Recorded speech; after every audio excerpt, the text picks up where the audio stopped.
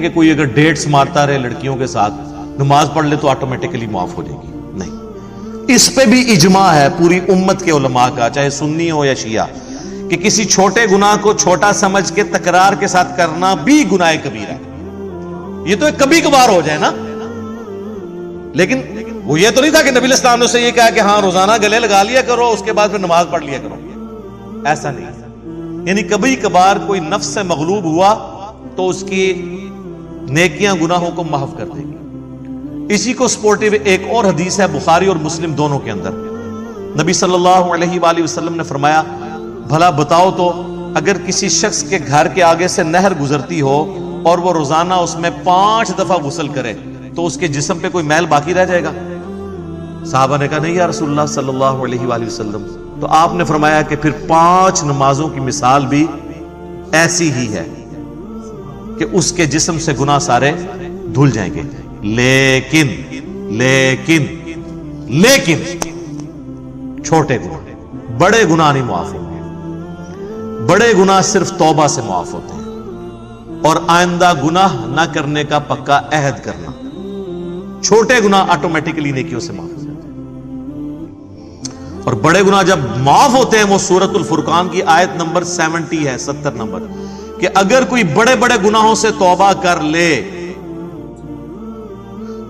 حتیٰ کہ اللہ نے اس بڑے گناہوں میں شرک کو ذکر کیا، قتل ناحق کو ذکر کیا، زنا کو ذکر کیا، اور کہا کہ اگر کوئی ان سے بھی توبہ کر لے ہم اس کے گناہوں کو بھی نیکیوں سے بدل دیں گے، صرف معاف نہیں کریں گے، گناہوں کو نیکیوں سے بدل دیں گے۔ سبحان اللہ وبحمدہ سبحان اللہ العظیم، آمین۔ تو بڑے بڑے گناہوں سے اگر توبہ کر لی جائے تو وہ اتنی بڑی نیکیاں بن جائیں گی، وہ پکی والی توبہ ہوگی۔ اور توبہ کا طریقہ اللہ تعالیٰ نے قرآن میں بتا دیا ہے، یعنی جس کو میں کہتا ہوں کہ کتابوں کے خدا میں اور بابوں کے خدا میں کیا فرق ہے۔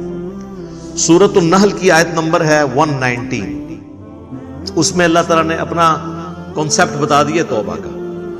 ثم ان ربک للذین عملوا السوء بجہالۃ، اس کے بعد تمہارا رب ان لوگوں کے حق میں جو جہالت میں گناہ کر بیٹھے، ثم تابوا من بعد ذلک، اور پھر گناہ کے بعد فوراً توبہ کر لیں، واصلحوا، اور اپنی اصلاح کر لیں، یعنی بندے کے پتر بن جائیں، جو ہوا اس کے بعد پھر وہ ٹھیک بھی کریں اپنے آپ کو۔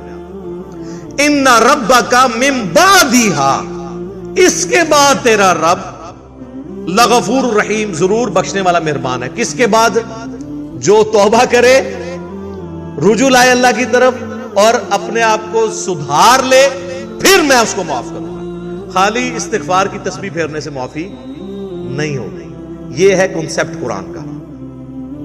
یہ پیرلل میں دو چیزیں نہیں چل سکتی، اللہ کے ساتھ بغاوت بھی اور خالی استغفار کی تسبیح پڑھنا۔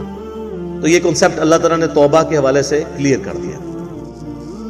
اب آ جائیں اس طرف جو میں نے کہا کہ کبیرہ کبیرہ گناہوں سے اگر بچ جائیں تو چھوٹے معاف ہو جائیں گے۔ اس کو سپورٹیو ایک اور حدیث ہے جو صحیح مسلم میں ہے، وہ ڈسائسو حدیث ہے۔ اس کے الفاظ ہیں اگر بڑے بڑے گناہوں سے بچا جائے تو ایک نماز سے دوسری نماز، ایک جمعے سے دوسرا جمعہ، اور ایک رمضان سے دوسرا رمضان درمیان کے تمام گناہوں کا کفارہ بن جائے گا، اگر بڑے بڑے گناہوں سے بچا جائے۔ اب یہ نہیں ہے کہ ادھر سے ایک جمعہ پڑا ادھر سے ایک جمعہ اور درمیان والے معاف نہ، کیونکہ اس کے الفاظ ہیں اگر بڑے گناہوں سے بچا جائے۔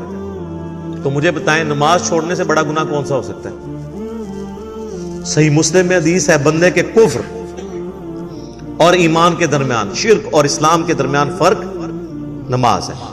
لہٰذا جو نماز چھوڑتا ہے تو ایک جمعے سے دوسرا جمعہ درمیان کے گناہوں کا اس کا کفارہ نہیں بنے گا، ایک رمضان سے دوسرا رمضان درمیان کے گناہوں کا کفارہ نہیں بنے گا، ایک نماز سے دوسری نماز درمیان کے گناہوں کا کفارہ نہیں پڑے گی کہ اگر کوئی کہے جی میں فجر پڑھ لوں اور ادھر سے عشاء پڑھ لوں درمیان بھی معاف ہو جائے، نہیں۔